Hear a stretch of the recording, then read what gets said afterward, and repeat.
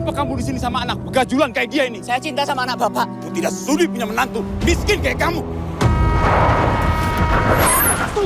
Sudah nasibmu itu miskin 7 turunan. Salah satu pertanyaan buat aku pribadi saat mau memerankan Galang, kenapa Galang mau menempuh pesugihan untuk mencapai itu untuk demi cintanya? Setelah aku obrak-abrik karakter ini, ternyata bagaimana point of view Galang memandang cinta itu sendiri. Jadi bagaimana seseorang yang belum bisa dibilang belum terkontaminasi akan mungkin sosial media atau pola pikir modern atau seperti itu. Jadi bagaimana dia pure benar-benar memandang cinta itu sendiri. Jadi itu membuat seorang laki-laki yang mempunyai cinta yang murni melakukan apa saja untuk cintanya itu saja. That makes sense ya, karena dia punya orang tua, si ayahnya ini baik banget, yang mungkin sayang banget sama Galang. Tiba-tiba dia meninggal dan yang dia look up to, Galang itu cuma orang tuanya si bapaknya ini. Jadi dia melakukan hal yang sama kepada orang yang dia cintainya. Iya. Terus dia mau ngelakuin itu ya. That's deep, iya. Deep, man. Deep banget. Tiba-tiba kita bahas tentang psikologis ya. Iya. Oke, wait a second. Ngobrolnya udah, kita mau buka kesempatan kali ini buat teman-teman media. Aku bosan miskin, Mat. Kalau nggak ngerampok, Dia cari pesugihan. Sampean tahu Gunung Serandil itu ada di mana? Sopo to sing ora ngerti Gunung Serandil? kata orang-orang kampung, Pak Abdul itu punya pesugihan. Aku sini tenggelam. Bukan pas lagi syuting, tapi memang aku ada satu hari lagi nggak syuting waktu itu, tapi memang di dekat lokasi. Aku main ke tempat pariwisata di sana bareng cast-cast yang lain. Nah, aku kok nggak ikut? Iya, kamu lagi syuting Kak, sama Bisma juga. Jadi aku kesana barengan sama Rizky, sama Agla, terus sama Cemen gitu-gitu, berempat deh kalau nggak salah kesana. Terus udah gitu, nah itu ada satu tempat pariwisata bersejarah, terus di dalamnya ada gua yang bangunannya itu dari tumpukan batu pantai selatan. Demi apa? Nah, jadi aku dikasih tahu sama kuncennya. Jadi itu guanya zaman dulu tuh suka dipakai para sultan untuk bertapa. Aduh. Ya udah, tapi bagus banget. Emang instagramable banget gitu. Buat foto-foto tuh kayak wah, langsung tuh kita seneng banget foto-foto di Instagram gitu. Nah, setelah 3 minggu dari situ selesai syuting, aku datang ke podcastnya temen aku. Nah, di situ ada Frisly. Terus Frisly nanya, "Kak, kamu abis dari tempat bebatuan yang basah ya?" Iya, oke, mungkin Frisly tahu karena postingan Instagram aku. Karena aku udah posting. Nah, tapi yang bikin aku merinding tuh Frisly bisa tahu, "Kak, kamu pas kesana lagi datang bulan ya?" Itu aku merinding di situ kayak, "Kok bisa tahu? Kenapa?" Iya Kak, ada yang ikut sampai sekarang. Demi apa? Frisly tuh anak indigo gitu. Tahu, I know. Iya. Even seminggu setelah kejadian itu masih ngikutin? Itu 3 minggu. 3 minggu minggu setelah kejadian, iya gitu. Hah, terus gimana? Ya udah deh, disuruh pulang aja ya Kak. Oh iya ya, nggak apa-apa. Terus gimana? Iya, masa nggak disuruh? Iya. Siapa tahu disuruh disewain lama-lama kan kayak, lu lama banget 3 minggu di gua ada tagihannya kali gitu. Bisa jadi, ya kan? Jangan-jangan deh. Terus udah gitu akhirnya aku dibacain. Cuman memang yang berasa tuh, aku sebenarnya selama 3 minggu itu aku nggak berasa apa-apa gitu. Tapi setelah syuting podcast itu, aku pulang ke rumah tuh badan tuh kayak berasa capek, tidur lebih lelap seperti itu. Oh, jadi ngaruhnya ke situ. Atau mungkin bisa jadi ke bawah kali selama kamu syuting gitu ya. Ada adegan-adegan yang tempat-tempatnya juga ngeri-ngeri banget. I believe so. Jadi mungkin masih ke bawah tapi ternyata enggak. Bisa jadi ada yang ngikut. Nah, tapi sebenarnya untuk adegan syuting tuh aku jarang di tempat yang horor gitu iya loh. Iya, dulu begini Iya, semua ya. tapi malah di luar syuting ini gitu. Tapi pas emang lagi syuting ini, pas lagi main. Iya. Di situ kamu nyesel kan, kalau gitu gue gak usah main, udah gue anteng aja gitu kan. Enggak sih, Enggak, itu pengalaman tetep ya? buat aku. Ya. Siapkan tulang, semua permintaanmu akan terkabulkan. Uang itu bukan segalanya, Kang. Ini pasti kena tumbal pesugihan, Bu. Anak setan itu lagi, Kang. Perspektif perempuan ya. At the end of the day itu kita sebagai perempuan memang harus kuat. Jadi kalau dari sini, dari peran yang aku si Dasmi ini, dia kan sebenarnya mungkin bukan perempuan lemah ya, tapi karena dia terbiasa dilayani suaminya lah. She's a princess in the family gitu kan. Jadi nurut sama suami, ibu rumah tangga, nggak bekerja, nggak bisa apa-apa gitu.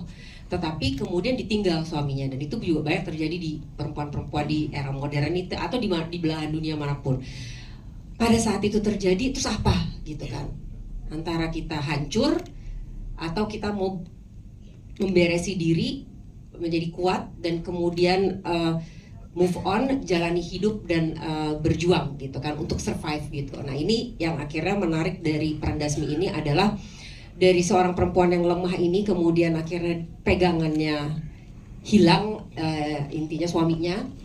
Kemudian dia bertekad untuk menjadi perempuan pengganti, pelindung keluarga gitu. Dan di sini melindungi anak satu-satunya si nama kamu siapa sih? lupa maaf ya. Resti. Gitu. Syutingnya kan soalnya udah lumayan lama, cuman udah berapa tahun kan, jadi ya Resti menyelamatkan dia. Oke. Tapi dari kan, dia. dari dia langsung di sebelahnya ini tunjuk mukanya. Tapi kan ini aku lihat syutingnya lumayan tempatnya berbeda-beda gitu ya. Betul. Dan kayaknya spooky berat gitu. Bukan lagi ya.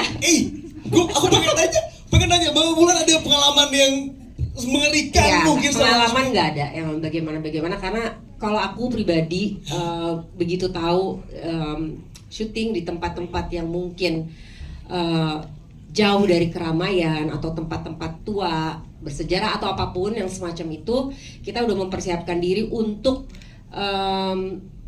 baik-baik, permisi-permisi, doa-doa, nggak ngomong sembarangan, berperilaku yang baik lah gitu. Nggak bengong gitu. mungkin kulon nuwunnya ada ibaratnya gitu ya, Semacam itu. Pas syuting di gua tuh beneran di gua, itu serem banget loh. Ya makanya kita bergerombol, nggak mau jalan sendiri, suruh ke toilet, misalnya mau temenin gitu. Nggak, makasih deh kalau suruh jalan sendiri naik turun situ. Jangan ngorbanin gua buat kemana-mana sendiri, tolong temenin gua gitu ya. Iya, saya bukan tumbal. Setan akan menggoda kita dari depan, menggoda dari belakang.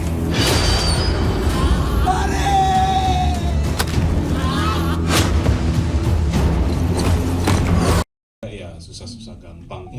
Karena kita dikasih waktu kurang lebih sebulan, dimana kita sharing, bertukar pikiran, yang intinya dimana kita mau nerima apa yang disampaikan Mbak Wulan atau Sahila gitu tentang karakter anak, karakter ibu.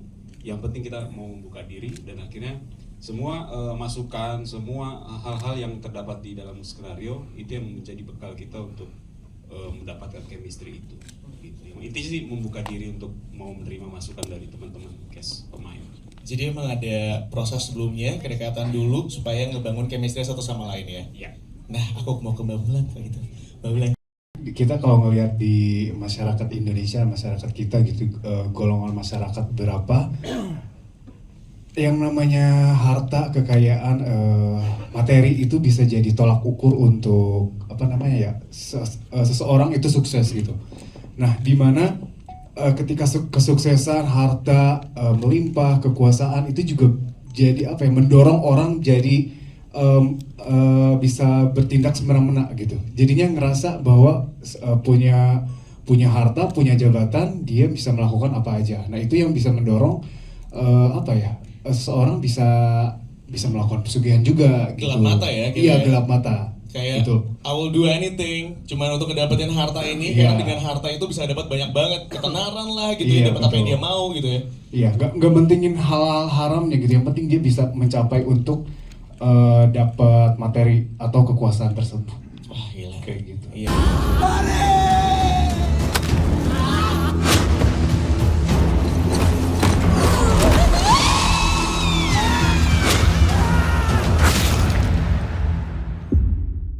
Filmnya nggak tayang di Indonesia saja. Iya, benar nggak sih, Pak? Ya benar. Jadi film kita ini akan tayang di 11 negara termasuk Indonesia. 11 negara termasuk Indonesia. Oh my god. Oke. Wow. Apa yang mendasari Bapak kemudian untuk berpikir, oke, this is the right time untuk ditayangkan tidak hanya di Indonesia tapi juga di luar negeri sana? Kebetulan film ini banyak yang mensupport ya. Dan saya mensupport kerja Pak Rafiq yang begitu luar biasa totalitas. Jadi kita akan gokan film ini ke banyak negara agar bisa mengangkat film kita juga di dunia gitu. Amin, amin, amin, amin. So, dan yang ini akan go internasional, kurang lebih seperti itu ya Pak ya? Amin. Saya mau ke Pak Rafiq kalau gitu. Pak Rafiq boleh mohon izin, saya mau tanya sedikit. Film yang satu ini akan goes international. Tapi kalau ditanyain Pak, sebenarnya apa sih yang membedakan film horor yang satu ini dengan film-film horor lainnya? Sampai kemudian ini kayaknya bisa nih diterima sama pasar internasional. Ya. Terima kasih. Assalamualaikum warahmatullahi wabarakatuh. Terima kasih rekan-rekan media semua yang bisa hadir hari ini dan rekan-rekan dari Kastel maupun dari Des Film Danyang. Terima kasih. Ya, pertanyaan tadi ya cukup ini ya membanggakan buat kami karena tidak hanya tayang di Indonesia tetapi di 10 negara. Ini melalui proses yang cukup cukup singkat saja ya. Dan yang membedakan ini adalah hantunya ya. Jadi hantu Danyang ini memiliki cara membunuh yang berbeda ya. Salah satunya dengan menggunakan rambut ya. Yang kedua ada model cekikan ya, yang itu sepertinya bisa membedakan dengan film-film yang lain.